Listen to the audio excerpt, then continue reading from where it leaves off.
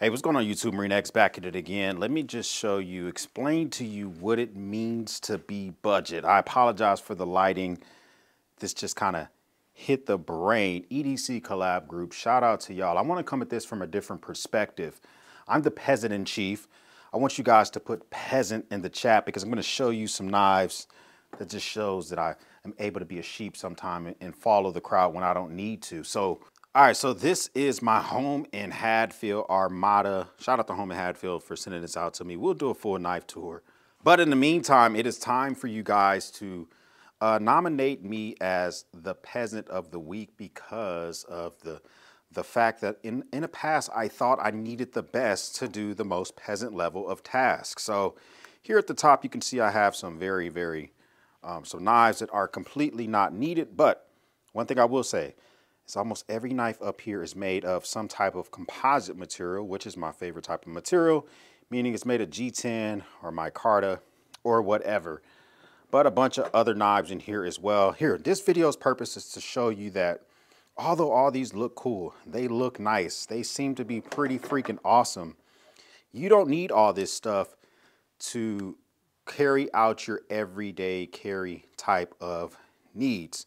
Let me draw a diagram for you real quick. Let's just say that everything in the middle here are common EDC tasks. So we'll put common EDC. So we got your common EDC tasks, right? Now we got to think about what kind of knives can do any of these tasks. That's going to be stuff like opening packages. Let's say breaking down trash, zip ties. All right, so we'll just put a list of stuff in here. Let's say removing staples, put some holes in a belt. So let's just a few common tasks, right? So you may have to open packages, break down trash or whatever the case may be, pop zip ties, open up some mail, remove staples, maybe put some additional holes in your belt. Let's just say you also remove threads from your clothing. I don't know, maybe you have to do small things with food, right? So this is just like a common list of everyday common things you might do with a pocket knife. What knife can do this that you need the most spectacular things? Then there are some areas that may overlap. So let's just put some overlapping areas that maybe we can think of off the top of our head, right? So let's just say we're going to call one of these hunting. I guess that can be fishing as well. We'll put one of these as food prep. We'll put one of these as bushcraft because maybe they're not the exact same thing. And then let's put other. So then you got all these other tasks that you might do with a pocket knife. It's not guaranteed, but these are some other things that you might do with a pocket knife. So under hunting, you may have a kill kit. You may have to cut some fence lines if you're trying to get to a kill. So I've had to do that before. So cut fence line and then I'll rebuild it later. I've had to do things such as remove ticks from an animal. You know, so stuff like that. And then we got bushcrafting. Maybe you're going to make some tinder, camping tasks. Maybe you have it for actually whittling. If I'm misspelling that, then, you know, pound sand. And snare prep, right? Then you got food prep, slicing. Maybe you're a weirdo, you use it for tasting. You may have a knife, you may have knives that need to do all sorts of things. So you got hunting, which is maybe you have a kill kit for processing animals, cutting fence lines that you have to build back later. Maybe you're going to be removing ticks from an animal. Maybe for food prep, you got slicing stuff, tasting stuff after you slice it all up. And then over here for bushcraft, maybe you're going to be doing stuff such as creating tinder, stuff for camping tasks, whittling, you know, whatever. Then, so these are the common areas. And then there's other tasks. You feel this whatever y'all want to. Maybe you guys are fishermen, you do ice fishing, you're in construction, you're a paramedic, whatever. So you need a knife that can do a specialty task. Do you think that you need a $1,000 knife? A $1,000 knife can do all these? Do you think that's a real thing? I'm not sure. I'm not sure that that's something that you need to think about. I would almost argue to say that if most of your tasks are in this common area, right?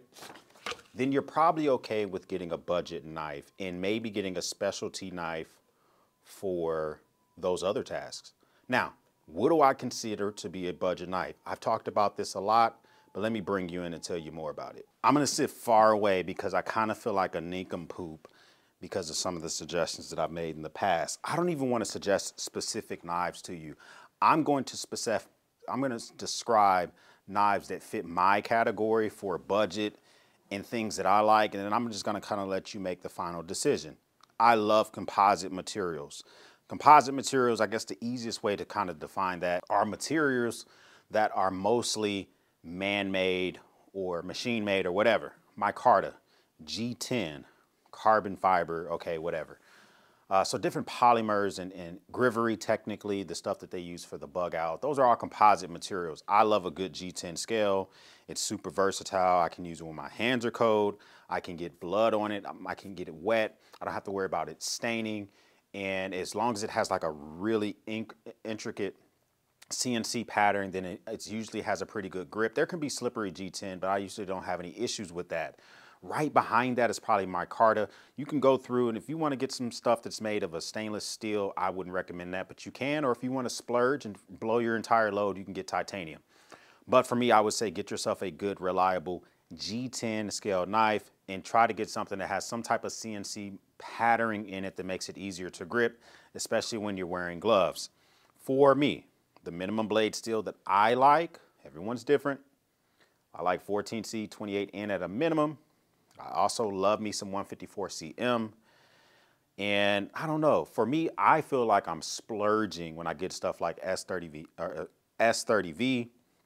or if I were to get to like a M4 or something like that. I'm looking for an edge that has a good factory edge. Once the factory edge begins to break down, it has a good working edge and a decent HRC. For these budget steels that I'm talking about, the hardness level or HRC, it may not be the best, but I'm okay with sharpening my stuff. So what does that mean? Like putting this category of knives and steel together for me because of these common tasks. Let me grab the common tasks again. These common tasks, right?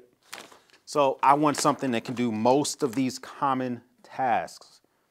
So I think that I'm okay with spending something that's about 2 hours of my pay. Now, without doxing myself or how much my pay is, I'm just going to use the example of saying that you make $30 an hour.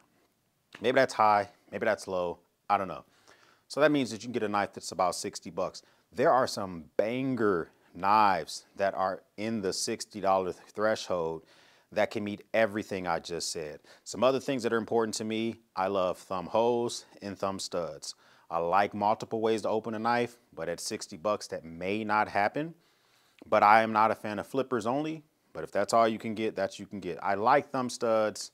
I just like to be able to flip it with the thumb, maybe back flip it with an index or a middle finger and play with it. And I just enjoy that. For me personally, it's easier to use a flipper tab, especially when your hand's on a workpiece. You don't have to worry about losing grip. I get that, but they get boring really fast. And if you're gonna have this for years and years and years, then you gotta think about stuff like that. I also like knives that warranty the knife and not the human. So I've done a couple live streams on this, but check out the company themselves. If they warranty the knife, they don't care what swinging dick owns the knife, they warranty their product.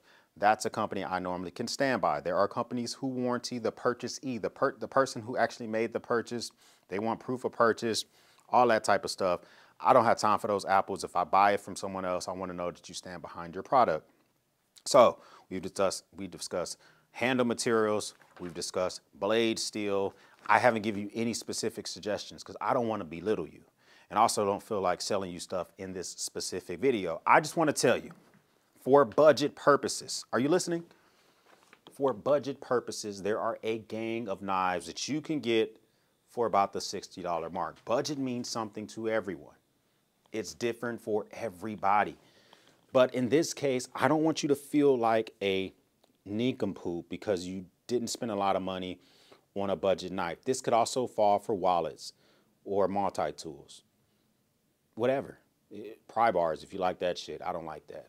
Now, once you get a knife that can do most of the tasks right there in the middle, the common EDC tasks, Then you can think about getting a specialty knife, or, listen closely, or, I'm getting closer because I want you to make sure you're focused, or you can get a knife that does multiple tasks.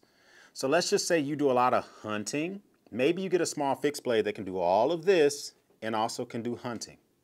I'm not saying that's what you should do. I'm talking to you like, Wilson from, what was the name of that movie? Home Improvement, okay? I'm not saying that's what you should do, but you can do that. Let's say you do a lot of food prep, right?